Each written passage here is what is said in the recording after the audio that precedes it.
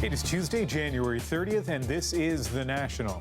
Tonight, two big political stories unfolding on both sides of the border. The Prime Minister opens up about Me Too and says he's confident about his past behavior. Donald Trump addresses a nation divided. We assess the real state of the union. Plus, we're learning more about the alleged serial killer in Toronto. A man who dated him speaks to CBC News. But we begin with those developing political stories. We will take you, of course, to Washington shortly, where Donald Trump has delivered his first State of the Union address. We'll dig into the speech, separating fact from fiction. But we begin here in Ottawa and a CBC News exclusive. Justin Trudeau speaking out about accusations of sexually inappropriate behavior involving men in positions of political power. In an interview with CBC Radio's The House, he said he believes more women will come forward and for the first time addresses what he would do if he was put in that position. David Cochran has that story for us tonight. I'm expecting that we listen, believe, and support women who come forward with... Justin Trudeau says that is his standard, and it applies to allegations against anyone, including him. The standard applies to everyone. There is no context in which someone doesn't have responsibility for things they've done in the past. Trudeau has dealt with sexual misconduct time and time again since becoming Liberal leader. Backbenchers Scott Andrews, Massimo Pichetti, Darshan Kang, all suspended or expelled from caucus since 2014. Cabinet Minister Hunter Tutu resigned from cabinet and caucus after an inappropriate relationship with a young staffer. Kent Hare resigned just last week, and other women have come forward since then. It's even reached the Prime Minister's office, where senior staffer Claude-Éric Gagné is on leave while being investigated for inappropriate conduct involving multiple women. But Trudeau insists one name you won't see on that list is his. I don't think so. I've been very, very careful all my life to be thoughtful and to be respectful of people's space and people's headspace as well. His principles are firm, but the Prime Minister concedes the policy is a case-by-case work in progress. I don't have a rule book that's been handed down to me from Wilfrid Laurier as leader of the Liberal Party on how to handle these situations. And that only amplifies the need for change. When you have women having to turn to the media or social media to get their message out, it's because there's a breakdown in the system somewhere. Do you expect we'll hear more before this? Oh, of course there's going to be more. The level of harassment and inequality and sexism in our workplaces across this country at every level has been too long ignored, and I think we've finally got to a point where every place needs to wake up. In other words, this is only the beginning of a political reckoning. The end is a long ways off. David Cochran, CBC News, Ottawa. And the host of The House and CBC's National Affairs editor here in Ottawa joins me now with more about that interview and specifically, Chris, what the Prime Minister had to say about what has become a cultural movement, certainly, but how it applies here in Ottawa and what can be done. What did he have to say about that? Well, it's right, Rosie. He talked about, obviously, that rules would apply to him, as we heard in David's piece. But more importantly, he was open to the idea that was raised by a number of female MPs during debate yesterday on Bill C-65, which would amend the Canada Labour Code, to say he's open to the idea of a code of conduct. He said Canadian Olympians, when they go overseas to represent their country, have to sign a code of conduct. And he sees no reason why parliamentarians, who also represent their country in the House of Commons, shouldn't have to do so as well. So he's open to these ideas. He clearly understands there's likely to be more complaints. And I also sense, Rosie, that he was ready for the question. He'd been asked earlier in the day about whether anything he had done might raise concerns or complaints. So he said, look, I've been very careful as I've carried out my life. He was ready for the question, very confident, I thought, in saying, you know, you can look at my record. It is unblemished, and it will be, even though, as I said, I am open to the idea that even the Prime Minister would have to be held to account in the future. Okay, Chris, thanks for that. Okay. You can hear that full interview with the Prime Minister and Chris on The House on CBC Radio 1. That's this Saturday.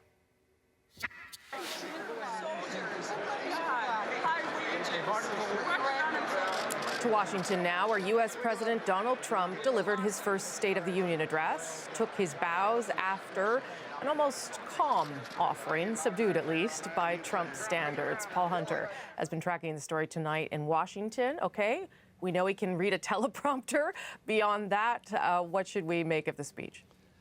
Well, the word subdued indeed comes to mind. In terms of content, you know, if you consider that one of his many challenges now, 1 year in, is to bridge the sharp political divide in a Congress split so bitterly that it's, you know, been effectively paralyzed his whole time in office. On that, he seems to have had a go tonight. And so besides touting the strong economy and taking credit for it, one of the biggest applause lines of the night came when he referenced that shooting of a congressman at that baseball practice in Virginia a few months ago, reminding people that after that happened, everyone in Washington seemed to come together and set aside their partisan differences. Tonight, Trump pushed that as something to strive for now. Here's a clip. Tonight, I call upon all of us to set aside our differences, to seek out common ground, and to summon the unity we need to deliver for the people. This is really the key. These are the people we were elected to serve.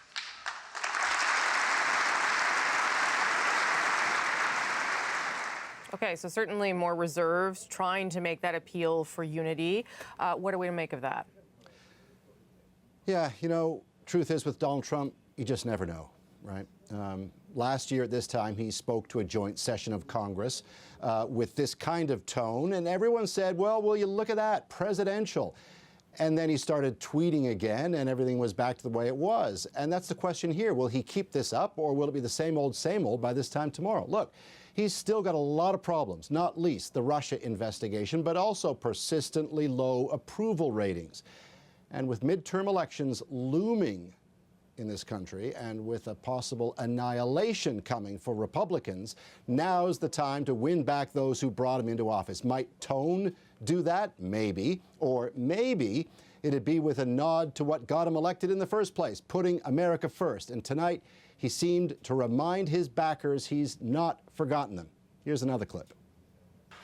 But as President of the United States, my highest loyalty, my greatest compassion, my constant concern is for America's children, America's struggling workers, and America's forgotten communities.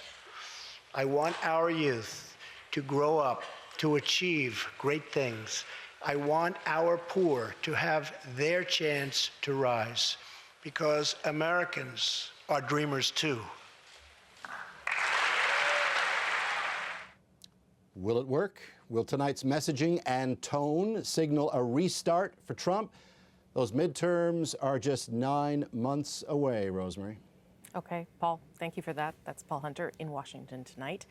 Meanwhile, Adrian is also keeping a very close eye on the speech, the rhetoric, and more importantly, the reality of it.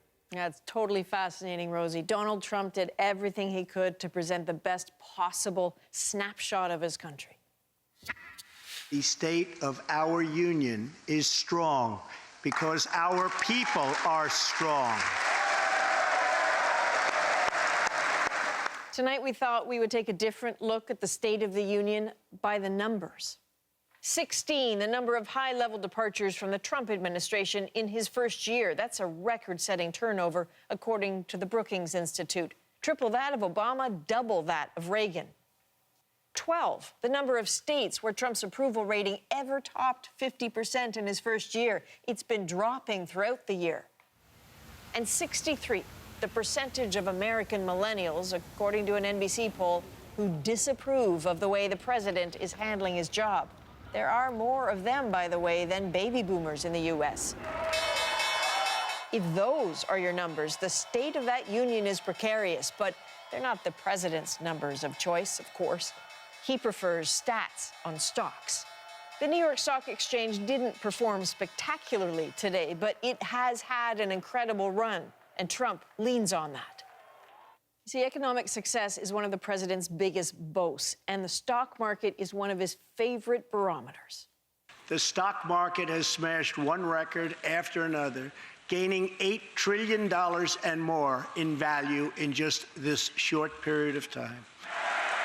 That is an impressive number. It impresses him, but who is really cashing in on that surge?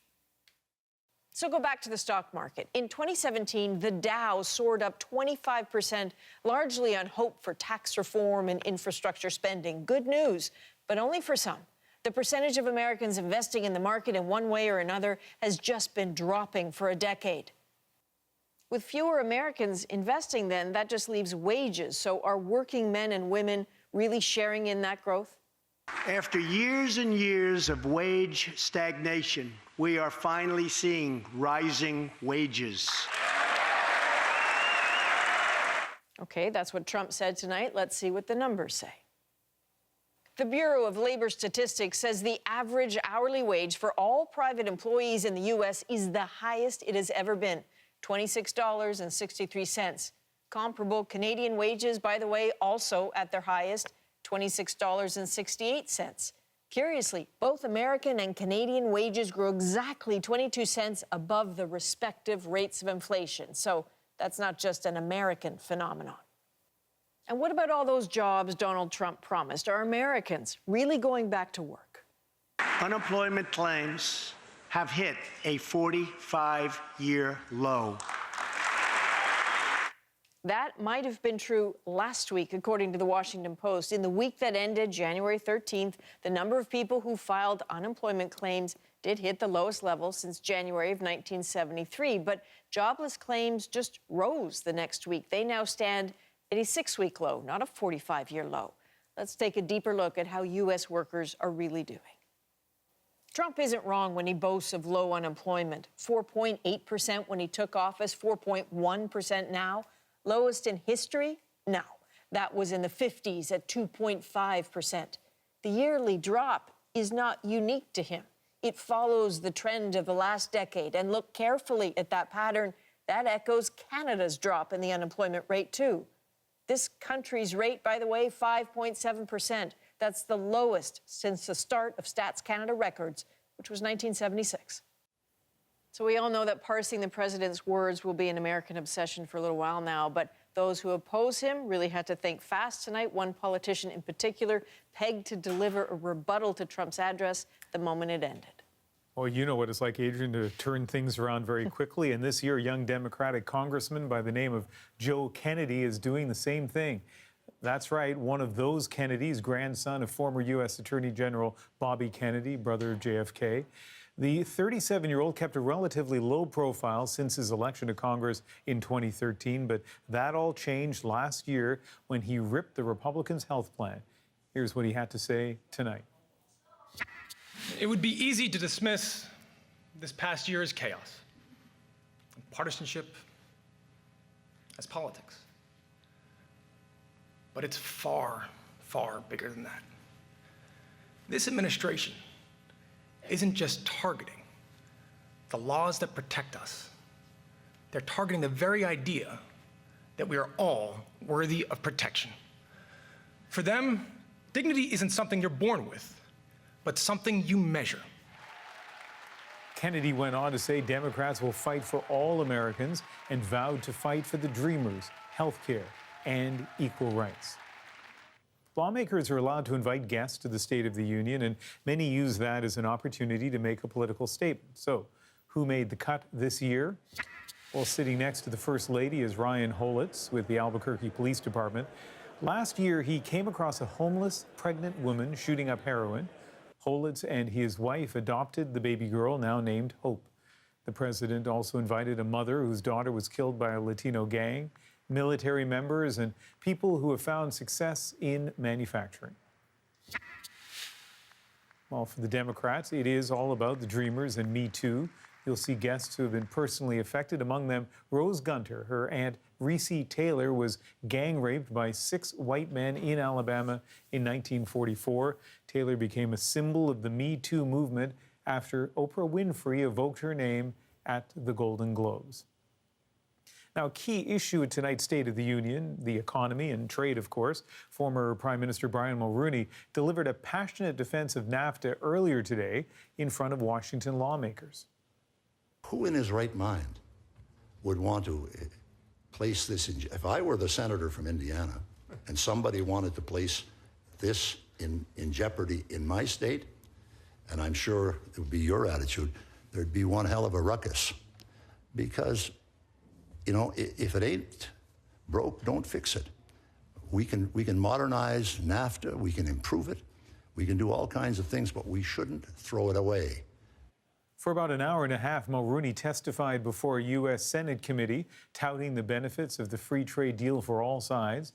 Mulroney was the prime minister who negotiated NAFTA, and we also know that he's been advising Justin Trudeau on the current free trade talks. Well, still ahead on The National, a CBC News exclusive reveals traumatic stories from so-called Indian hospitals. Meet some of the people bringing lawsuits against the federal government. The trial over the death of Colton Boushie begins. We take you into the heart of a divided community.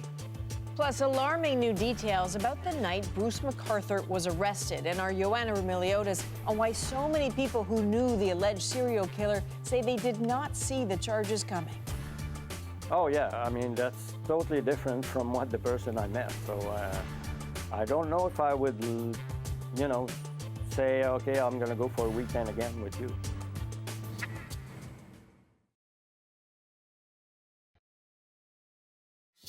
BC government has every right to consult on whatever it pleases with its citizens. It does not have the right to rewrite our Constitution and assume powers for itself that it does not have. Alberta's premier calling out the BC government over its plans to restrict, at least temporarily, any increase in shipments of diluted bitumen. BC wants to review if and how oil spills can be safely cleaned up. The move would further delay Kinder Morgan's plans to triple the capacity of the Trans Mountain pipeline between Edmonton and Burnaby, British Columbia. A bit of a rumble as such. And we looked out and the trees were just very, very slowly coming towards us. And heavy rainfall is causing more damage on BC's south coast. A large chunk of a backyard ripped away in a landslide in White Rock, just south of Vancouver, forcing the evacuation of 2 homes. No one was hurt, and crews have been working to stabilize the ground. As a police search for human remains widens in Toronto and beyond, we have new exclusive details tonight about alleged serial killer Bruce Macarthur, why former sexual partners chose to cut ties, plus another former lover who still cannot believe what Macarthur is accused of. I really don't know.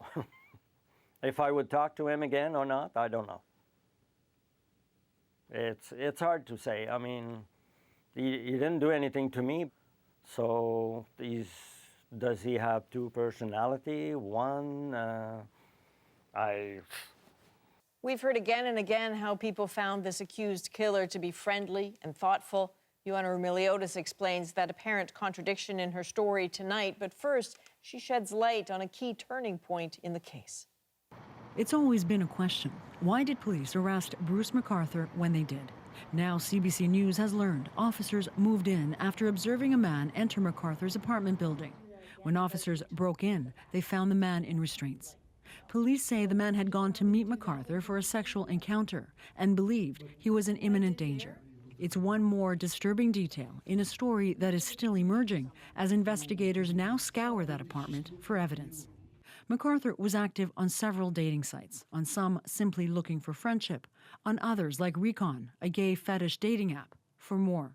On that one, Macarthur described himself as someone looking for submissive men, someone who liked to push men's buttons until they can't take any more. Very, very aggressive. Justin Ling is a freelance journalist who has spent the last 3 years digging into the story of Toronto's missing gay men, many of whom Macarthur is now charged with murdering. These dating profiles in and of themselves, lots of people have, these sort of, fetishes or, interests, but when you take it in the context of everything else, it's kind of hard to ignore.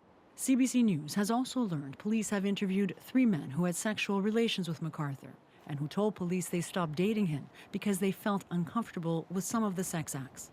It's a dark side, and one that Macarthur's friends are struggling to believe. When I saw all the other news yesterday, I couldn't believe. I mean, I still have a hard time believing that he could have done that. Jocelyn Lemoine spent a romantic weekend with Macarthur about 5 years ago in Toronto. They went out for dinners, drinks in Toronto's Gay Village, hikes in the city's Don Valley Trail. Not once, Lemoine says, did he feel in danger. He was a very friendly guy. I mean, we laughed, we talked about anything, and I mean, just spending a weekend with someone that you know, that you connect well, and just having fun. The sheer ordinariness of a man who was also a mall Santa is striking. Macarthur's Facebook posts are filled with recipes, cultural excursions, get-togethers.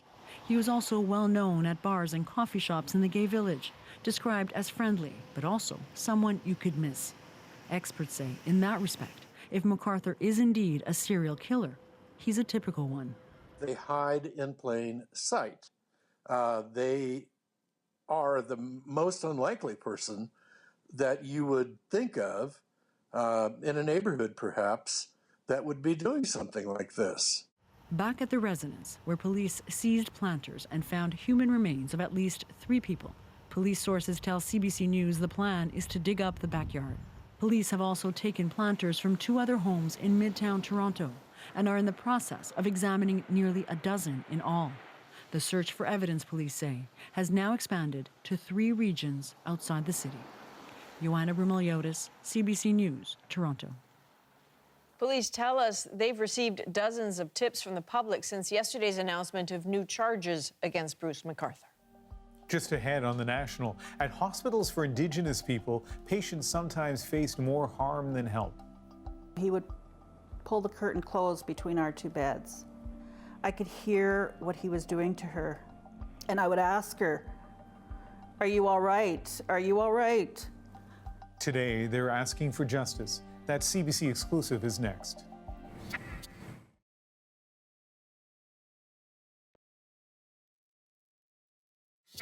I'm 59 years old. I went in the hospital when I was 10. I am still dealing with the aftermath in this. That aftermath that Anne Hardy experienced at the Charles Camsell Indian Hospital are etched in her memory. She's part of a class action lawsuit launched today by the survivors of 29 so-called Indian hospitals between 1945 and the early 80s. They were run by the federal government right across the country. I've long since finished the medication for the tuberculosis.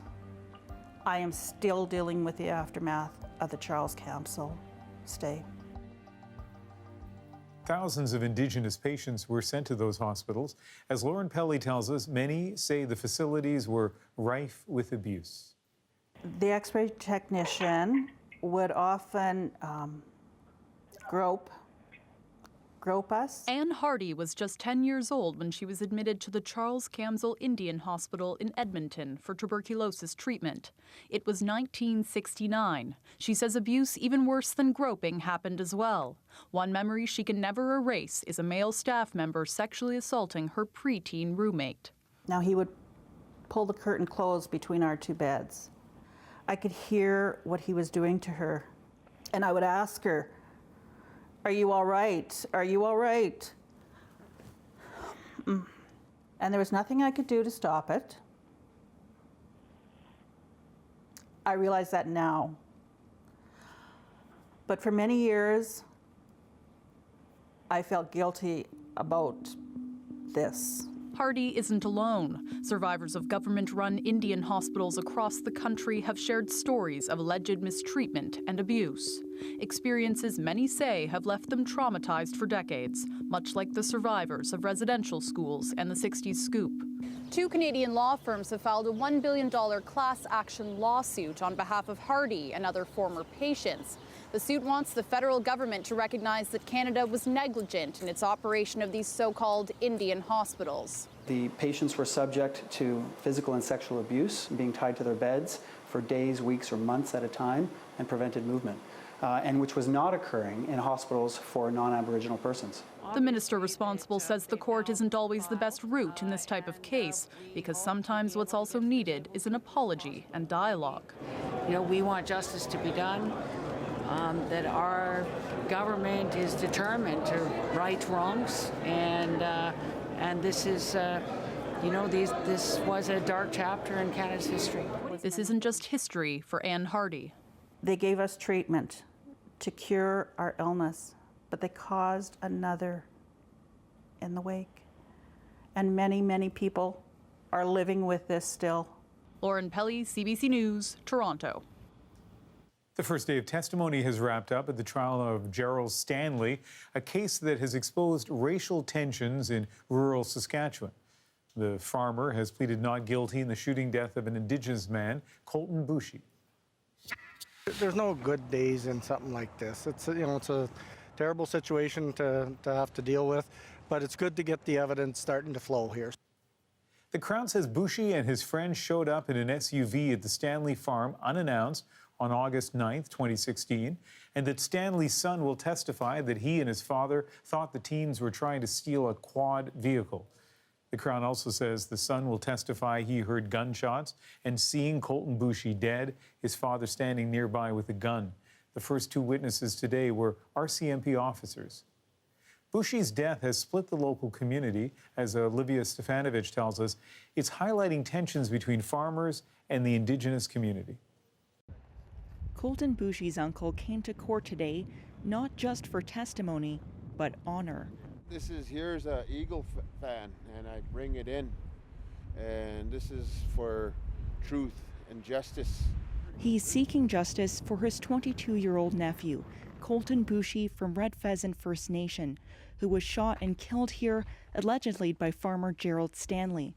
The property is now for sale, the house empty, secured by a metal fence, a reminder of all the lives that were affected on a summer day 1.5 years ago. This is the place at the heart of the trial. What happened here on August 9th, 2016 is the central question for jurors: how Colton Boushie and his friends ended up on farmer Gerald Stanley's rural property, and why Boushie was shot and killed.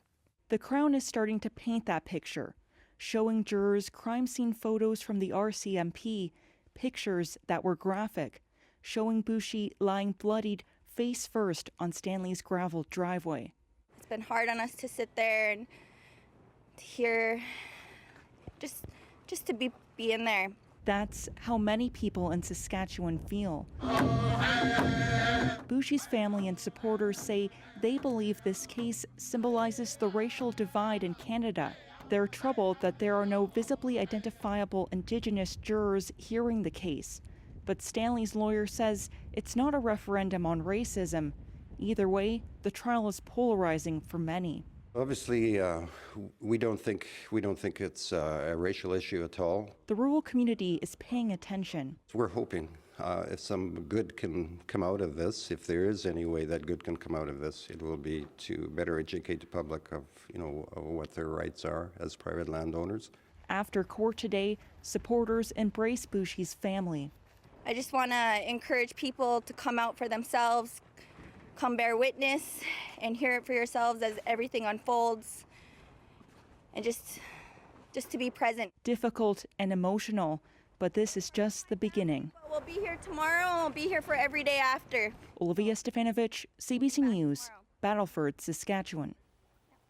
As Olivia mentioned, Boushie's family is upset that no visibly Indigenous people were chosen as jurors to oversee this trial. However, a leading Manitoba court decision says there is no right to a jury of any particular ethnic makeup. It's also worth noting the primary concern would be having a jury that is impartial and fair to the accused. And in this case, lawyers for both the prosecution and defense rejected prospective jurors of various ethnicities. It was really difficult to sit there today and watch every single visible Indigenous person be challenged by the defense. It's not surprising, but extremely frustrating. Being tried by a jury of peers is a cornerstone of Canadian justice. And 2 years ago, the Supreme Court of Canada weighed in on what that meant. Courts have to make a reasonable effort to find juries that are representative of the community. So there's no legal requirement that those hearing a case involving Indigenous people must also be Indigenous. The Supreme Court says perfection is not required. In this case, a jury pool of more than 200 people showed up, and 7 women and 5 men have been chosen and will now determine whether to convict or acquit Gerald Stanley. We're going to the UK now because what was supposed to be a secret report on the potential economic impact of Brexit has just become a public mess for the government of British Prime Minister Theresa May. This is a cover-up, Mr. Speaker, pure and simple, and it stinks. The leaked analysis suggests 3 scenarios over the next 15 years, none of them particularly good. If Britain manages to keep its access to Europe as one single market, it says economic growth would still be weakened by 2%. That's the best case scenario. Under a comprehensive free trade deal with the EU, it says growth would be even weaker by 5%, and that with no trade deal at all, growth would be slowed by 8%. As Thomas Daigle tells us, it's just more bad news for a government trying to sell Brexit to so many naysayers. For a parliament with such a storied past, rarely has the future seemed so unsure. Order. Urgent question. With Brexit coloring practically every debate here these days, MPs went at it again, this time over the paper never meant to be published. The article is a selective interpretation of a preliminary analysis. It is an attempt to undermine our exit from the European Union. A government minister distancing himself from government research, maybe because all outcomes look bad, or because the government swore it had no such research to begin with. An analysis has been produced after all. This is now piling absurdity upon absurdity. Stop Brexit! This is the scene every day outside Parliament. At least a few pro-Europe demonstrators standing outside demanding the British government continue to have ties with the European Union. The leaked report only serves to embolden them and anyone else who feels the government's grip on Brexit is slipping. It's going to force the Prime Minister to take a clear position of exactly what she feels, because she's tried to ride 2 horses. It's almost certain that there will be a challenge to her leadership before the end of this year. Are you still in control of your party? Theresa May attending to business at 10 Downing Street today, accused of pandering to both Brexiteers and Remainers in her own party. Tonight she's off to China to try to boost trade, leaving it to her backers in London to offer this advice on the troublesome report. Put it in the bin, do us all the world of good, and just get on, and we leave exactly as we said we would leave. The Brexiteers point out previous forecasting has been wrong. This time again, they hope the gloomy sky will only mean passing clouds. Thomas Daigle, CBC News, London. There is a quiet movement in Iran that's getting louder. Women are taking off their headscarves and waving them in the streets, not in protest of the hijab itself, but of Iran's decades-old law demanding women wear it. Here's an image you may have seen, millions have. It looks like surrender, but it's not. Standing on a power box, her headscarf on that stick, is Vida Movahed. She became known as the Girl of Revolution Street, the Tehran road where this happened back in December. Worryingly, she disappeared soon after, arrested. They arrested Vida because they thought they were going to stop other women to protest against compulsory hijab. Movahed only took that chance because of an online campaign called My Stealthy Freedom, which urges Iranian women to share photos and stories without a hijab.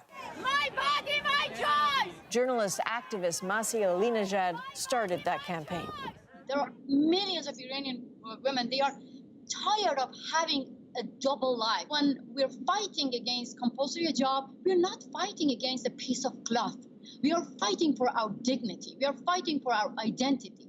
That arrest of Movahed last month sparked an outcry. The hashtag #WhereIsShe took off. Finally, over the weekend, a human rights lawyer confirmed she's been released. Although they're putting themselves in danger, they know that this is a punishable crime. They know that they might face jail, but they're doing this. Why? Because they're tired of compulsory hijab. Far from being frightened away, look at what's happening now. Inspired by Movahed, the girls, plural, of Revolution Street are all over social media. One, then another, then more, new pictures almost every day. It's not mass street protests, but single displays of defiance, strength, standing on their own power boxes. Up next, Donald Trump's first State of the Union address. What did he say? What does it mean? And should Americans believe it? We'll dig into that with two journalists who keep an awfully close eye on Washington after the break.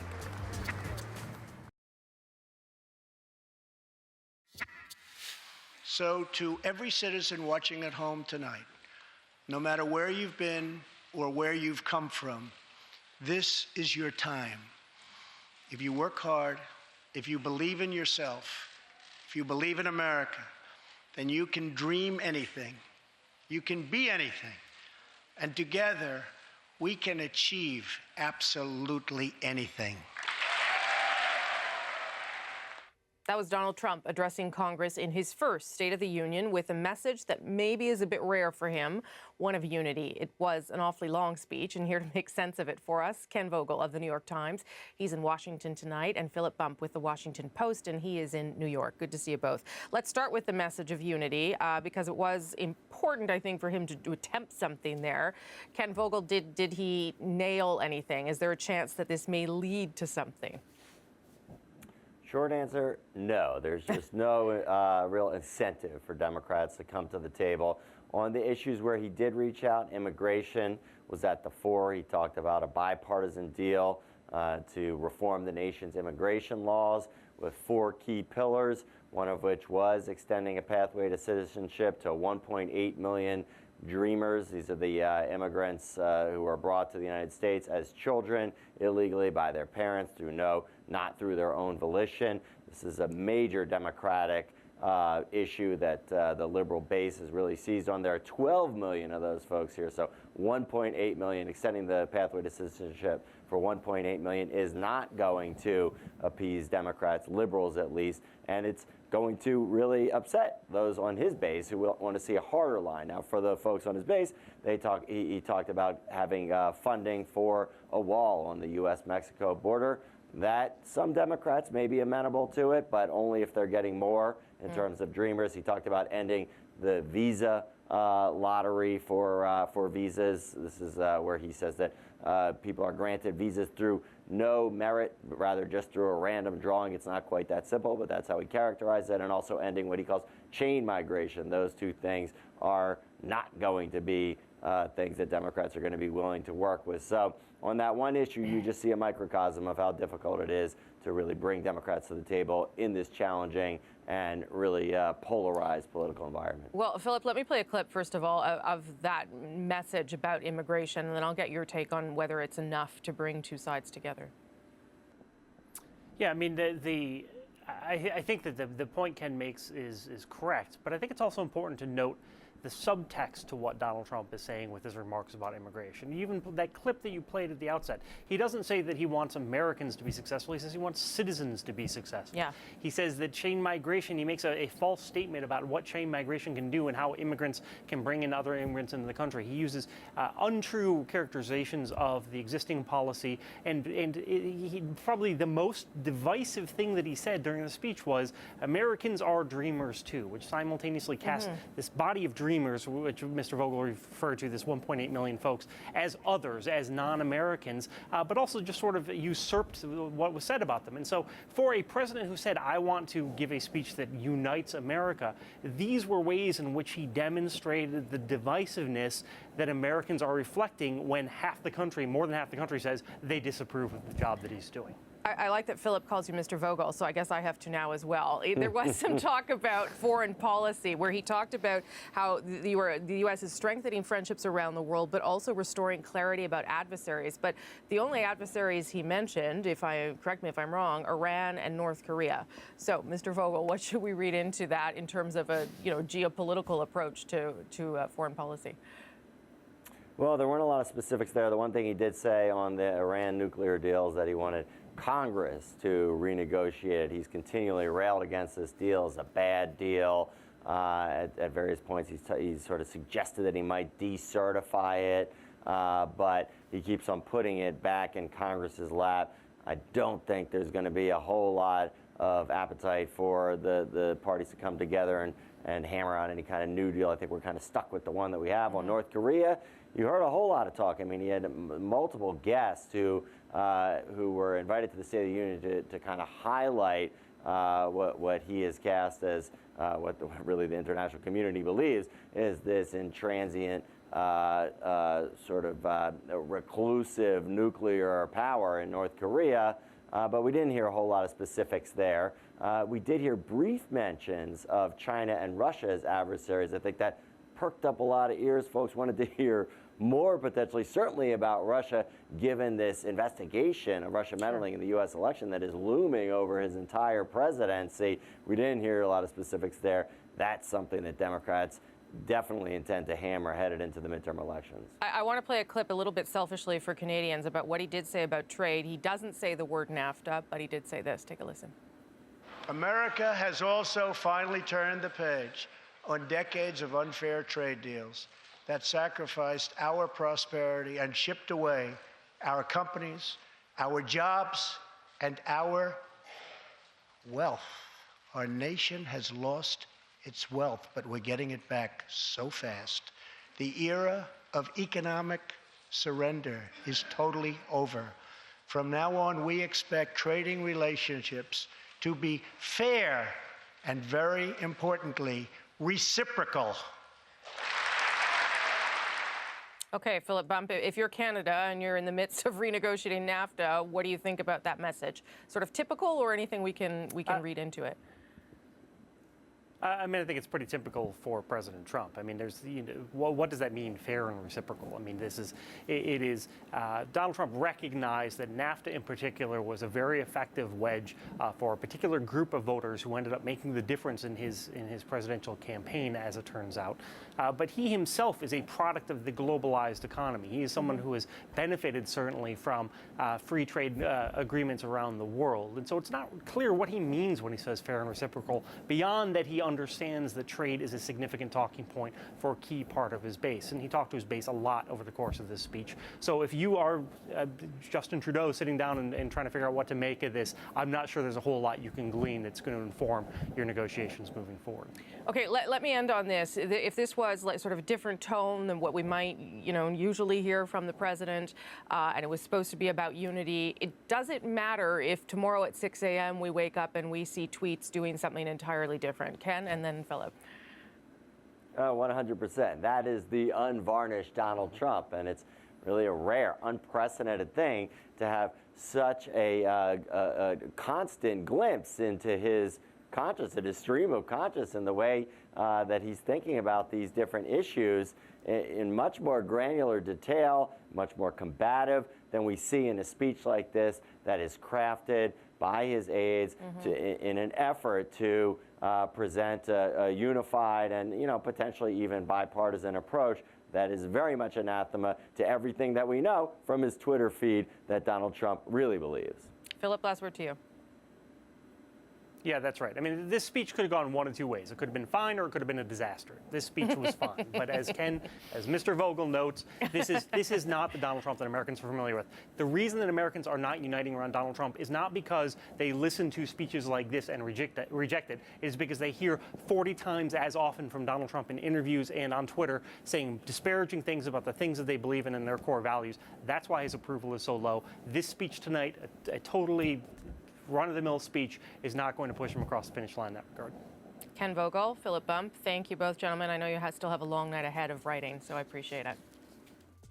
Of course, in these speeches, messaging is everything, and we heard some words over and over again. Topping that list, straight from Trump's script, American. Variations on that theme, America, Americas. Scripted about 80 times.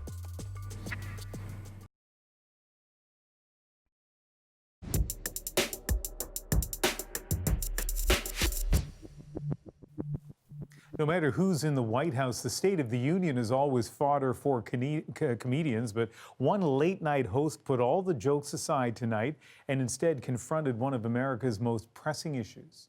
You can go back and come in the legal Do you know way. that if she goes back, it could take 10 years for her to get her green card? Yeah, She'd have to stay in Mexico. I would get an immigration attorney. Yes. We do have one. And that's what the immigration attorney told me. What you said. Jimmy, yes. We can agree to disagree, but I know that you will concur with me that we live in a most loving, compassionate, and exceptional country.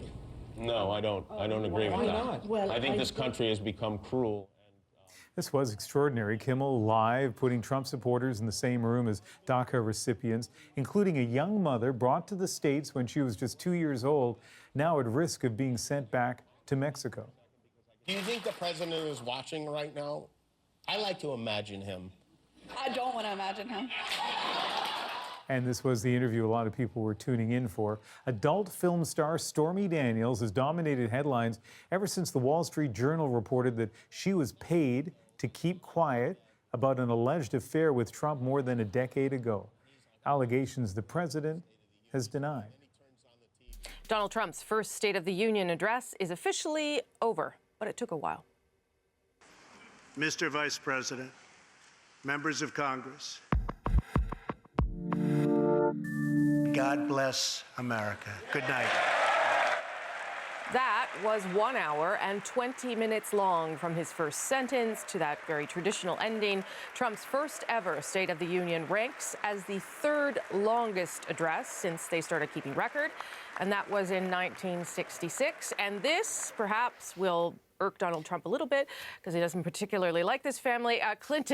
Bill Clinton holds the top two spots. 2000, that was his last one, 1 hour, 28 minutes, 49 seconds, and 1995 with 1 hour, 24 minutes.